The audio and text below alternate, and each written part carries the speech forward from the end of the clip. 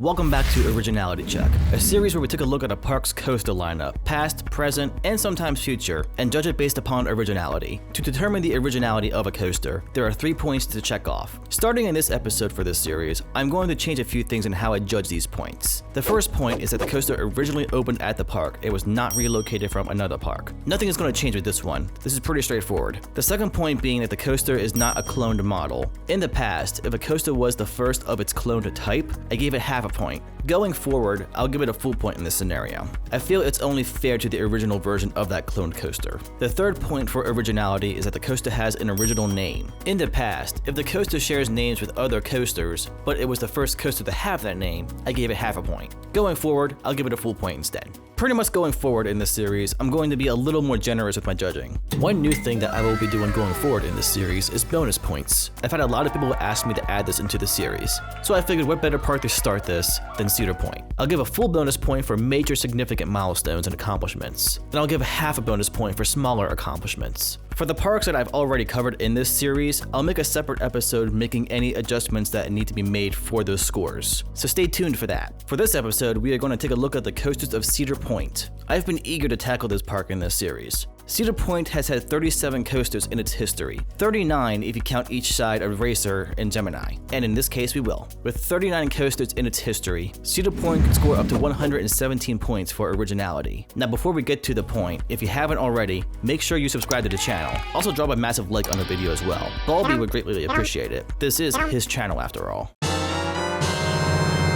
This is by far the largest lineup I've ever tackled in this series so far, so I'm going to be pretty rapid fire with this video. So arms down, head back, and hold on as we kick the sky and ungatekeep the originality of Cedar Point. Like always, we will go in order from the first coaster to open to the latest. Switchback Railway. This opened in 1892 and closed in 1901. This was a common switchback railway style coaster for that era. This stood only about 25 feet and had a staggering speed of up to 10 miles per hour. This did originally open at the park. While this was one of the only coaster types to exist in that time, I wouldn't say that it was a clone of any switchback railways built before it. These switchback railways usually had their own order of elements and weren't exact clones of each other, so I'll give it a point here. As for the name, it was used a few times before this came around. 2 points for Switchback Railway. Loop-the-Loop, also known as 3-way figure-8 roller toboggan, opened in 1902 and operated until 1908. This was just as the name suggests, a figure-8 side friction coaster. This did originally open at the park. Was it a clone? Just like with Switchback Railway, it was a common coaster model and type for the time it was built. While they may have referred to blueprints of models built before it, I'm sure there were subtle variations and differences throughout all of them, as all of these coasters were designed and built by hand. So I'll give it a point here. This coaster has been listed with the name 3-way figure-8 roller toboggan, but the park's official name for the ride was Loop-the-Loops, so we're sticking with that name. That being said, that name was used a few times before this one, so no point. 2 points for Loop-the-Loop. Dip-the-Dip Scenic Railway. This opened in 1908 and operated until 1917. Not too much is known about this coaster, except that it was 4,200 feet long and had a max speed of about 33 miles an hour. This was likely some type of scenic railway coaster, and it will score the same 2 points as the last 2 coasters, for all the same reasons. 2 points for Dip-the-Dip Scenic Railway. Racer. This was a dueling side friction coaster that opened in 1910 and operated until 1928. This had 2 independent circuits, so it counts as 2 separate coasters, each having their own set of points. Both did originally open at the park. They weren't clones. While the name Racer has been used many times in history for coasters, these 2 were the first to ever use that name, so I'll give it a full point there. Both of these coasters would give us our first home run of points for the video. 3 points for each coaster, giving 6 points for Racer. Leap the Dips. This was a wooden coaster that opened in 1912 and operated until 1935. By the looks of it, it was a double or triple out and back layout. This did originally open at the park. No clones of it existed, but the name was used quite a few times beforehand. 2 points for Leap the Dips. High Frolics. This side friction wooden coaster operated from 1918 to 1940. The coaster opened with the name Leapfrog Scenic Railway, but it was renamed to High Frolics in 1933, when the ride had a major refurbishment done to it. Some sources consider this as an entirely new coaster, but it was no different than many other wooden coasters in that time being converted from a side friction coaster to a coaster using the upstop wheel design. This did originally open at the park. It wasn't a clone. As for the name, we would go off the latest name for the coaster, which hasn't ever been used for any other coaster. 3 points for High Frolics. Cyclone. This wooden coaster operated from 1920 1929 to 1951. By the looks of it, this seems like it had a figure 8 out and back layout. This did open at the park, no clones of it existed, but the name has been used many times before and after this coaster. 2 points for Cyclone. Little Dipper. This was an Alan Herschel Little Dipper that only operated at Cedar Point for the 1952 season. This previously operated somewhere else in Myrtle Beach, so no point there. This was a cloned model, and not the first to use that name. Our first strikeout for the video. 0 points for Little Dipper. Super Coaster. This was pretty much a replacement for Little Dipper, opening in 1953. This operated at the park until 1964. This was also an Alan Herschel Little Dipper. While this one did originally open at Cedar Point, that's the only point that it's getting. 1 point for Super Coaster. Wild Mouse. The first of few that we will see at Cedar Point. This one opened in 1959 and operated until 1963. This was a BA Shift Wild Mouse coaster. The entrance sign is pure nightmare fuel. Okay, let's knock this one out and get the hell away from here. Here's its points. 1 point for Wild Mouse. Now, run. Scamper. This was also a Wild Mouse coaster. This one opened in 1962 and operated until 1969. This one was a wooden Wild Mouse coaster, while the previous Wild Mouse was a hybrid coaster. Not sure why Cedar Point got this after having a hybrid version, but here we are. This would later go on to Dollywood in 1970 and operate there until 1972. This did originally open at Cedar Point. It was a cloned model, but the name will give it another point. 2 points for Scamper. Broadway Trip. This coaster slash dark ride operated at Cedar Point for only 1 season in 1964. This was relocated from Fun Forest Amusement Park in Seattle, and would go on to many more parks after its time at Cedar Point. We know that this didn't originally open at Cedar Point. Was it a clone? I can't find any other models like this made for mock, so I'll give it a point. If I'm wrong about that, please let me know in the comments. And the name will give it another point. 2 points for Broadway Trip. Blue Streak. The first coaster in this video that is still in operation today. This PTC out and back wooden coaster opened in 1964, and still gives a solid ride to this day. I won't say that it blew my mind, but at least I'm on a streak with these puns today. I'm not sorry. Be ungovernable. This did open at the park. It's not a cloned model, but a few other Blue Streaks opened before this one. 2 points for Blue Streak. Cedar Creek Mine Train. This janky era mine train opened in 1969. This is one of my lesser favorite era mine trains out there, but the setting is cool, I guess. I guess you could say I don't mind it. Can you shut the fuck up? This would give us another home run for originality. 3 points for Cedar Creek Mine Train. Wildcat, the first of 2 that we will see at Cedar Point. This one opened in 1970 and operated until 1978. This is a Schwarzkopf Wildcat model, hence the name Wildcat. This did open at Cedar Point, but that's the only point that it gets. 1 point for Wildcat. Jumbo Jet. This Schwarzkopf Jumbo Jet opened in 1972 and operated at Cedar Point until 1978. While this did originally open at Cedar Point, the other 2 points I had to do some thinking on. This was one of the first Schwarzkopf Jumbo Jets to open, with one other one opening the same year. The 2 of them were clones of each other, and they both shared the same name. I can't figure out the exact date when either of these 2 opened. All I could find out is that they both opened in 1972. Since I cannot figure out for sure which one opened first, I'll give it a half a point for both topics. I was trying to do away with half points in this series, but I don't feel confident giving a full point or no point at all for this matter. So we'll meet in the middle. 2 points for Jumbo Jet. Corkscrew. This Aero Custom Looper opened in 1976 and is somehow still going strong to this day. This was the first coaster to have 3 inversions. I feel like this coaster gets much more hate compared to other similar Aero Corkscrews out there. Maybe it's just because it's at Cedar Point. It's not an amazing ride by any means, but I always have fun in this coaster, and I appreciate it for what it is. This did open at the park. It's not a cloned model. While there are some other Aero coasters out there with similar layouts, none of them are identical clones of this Corkscrew, but the name won't give it another point. 2 points for Corkscrew.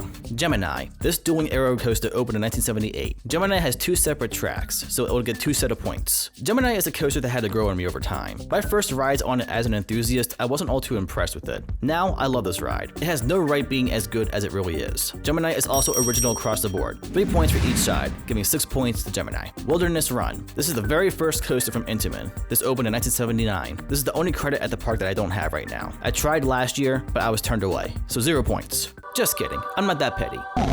As a matter of fact, this would get a home run for originality. This opened with the name Junior Gemini and was renamed to Wilderness Run in 2013, being the first coaster to use that name. 3 points for Wilderness Run. Another Wildcat, this one opening in 1979 and operating until 2011. This was exactly the same as the first Wildcat that came before it. I guess Cedar Point had seller's remorse for the first one. This did open at the park, and that's all the points that it's getting for originality. 1 point for Wildcat. Disaster Transport. This was an Intamin Swiss Bob, opening in 1985 with the name Avalanche Run. In 1990, this was renamed to Disaster Transport. It was also rethemed and entirely enclosed. This did open at the park. While this was a cloned model, I feel like the retheme and being entirely enclosed has to count for something. I'll give it half a point here, just for trying to be different than the other versions of this coaster. Seems like I just can't get away from these half points. And the name of the ride was original too. 2.5 points for Disaster Transport. Iron Dragon. This aero suspended coaster opened in 1987. This is one of the less thrilling suspended coasters out there. The setting isn't bad, but not much going for it when it comes to forces. Kinda surprised that this coaster is still around. Zimmerman, if you need to remove something, I say go for this one.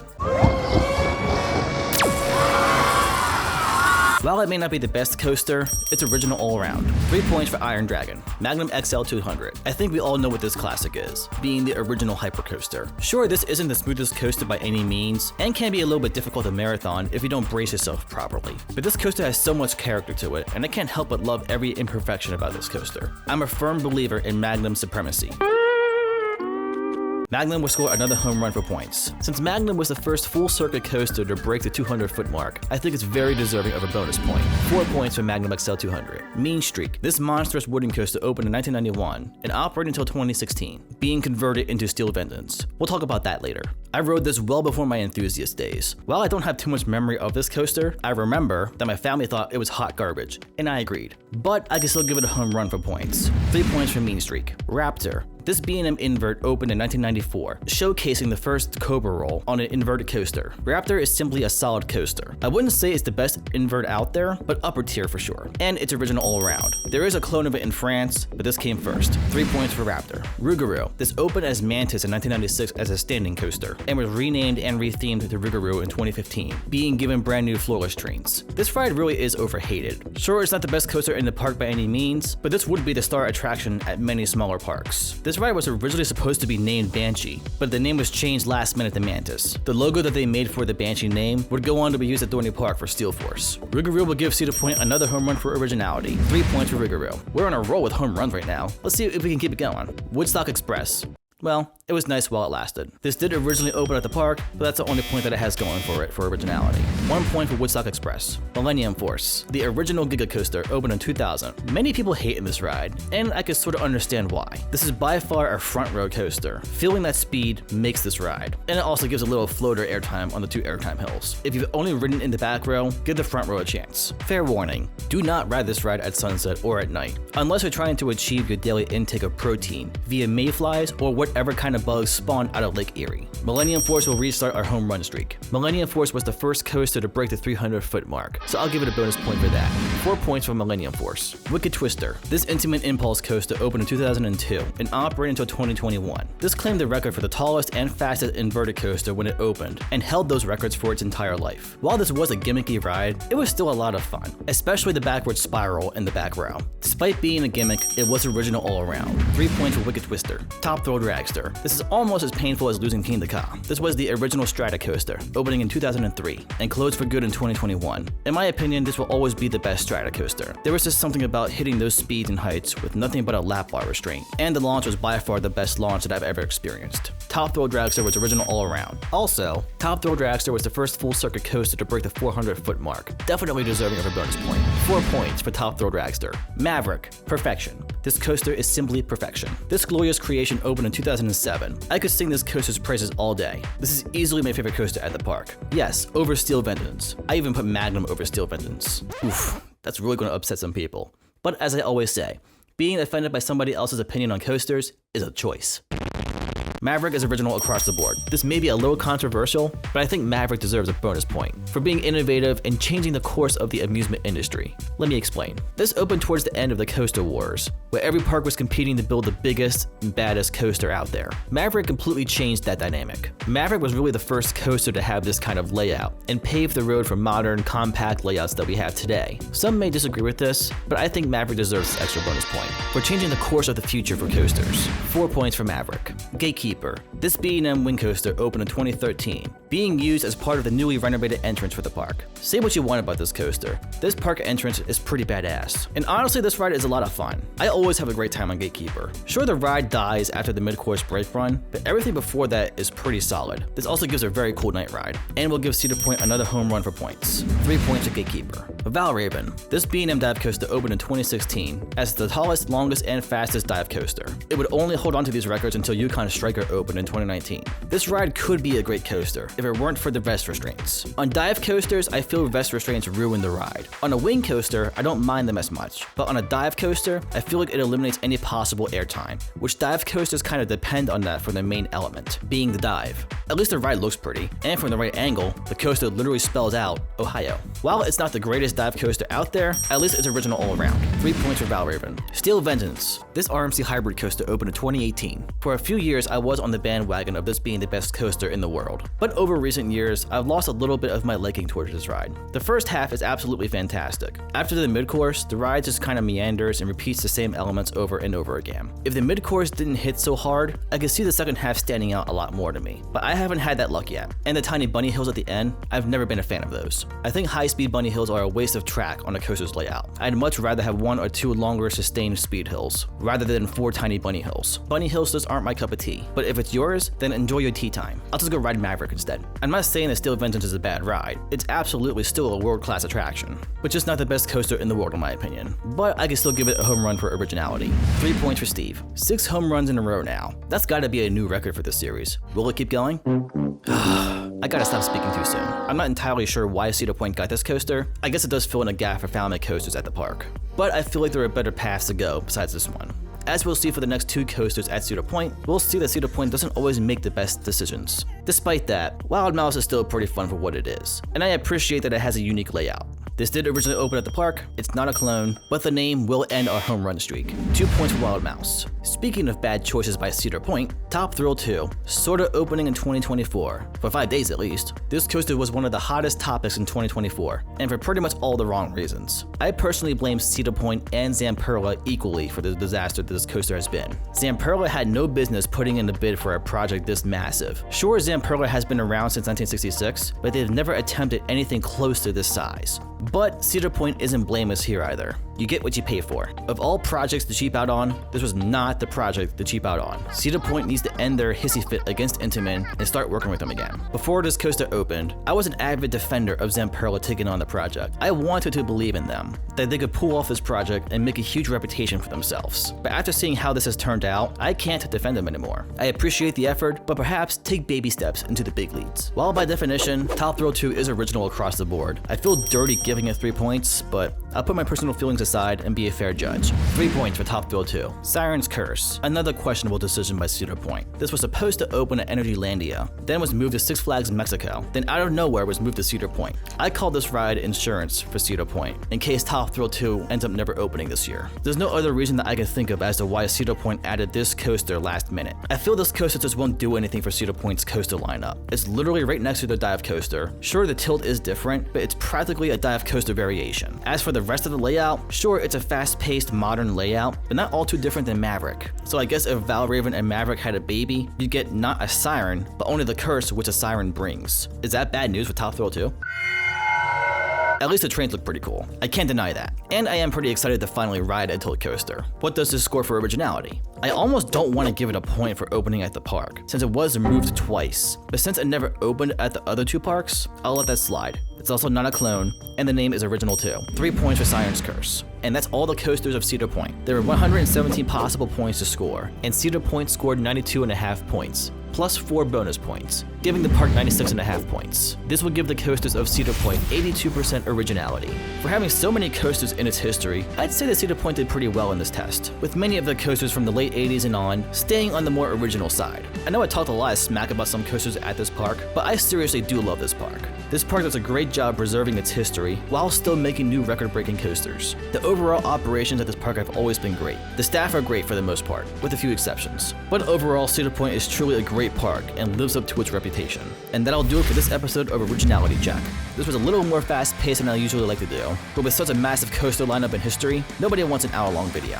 What parks do you guys want to see next in this series? And what are your thoughts on my changing in judgment? Is there anything else that you think I should consider changing? Just let me know in the comments. Alright guys, I've wrapped the video here. Hope you enjoyed it, and I'll catch you in the next loop.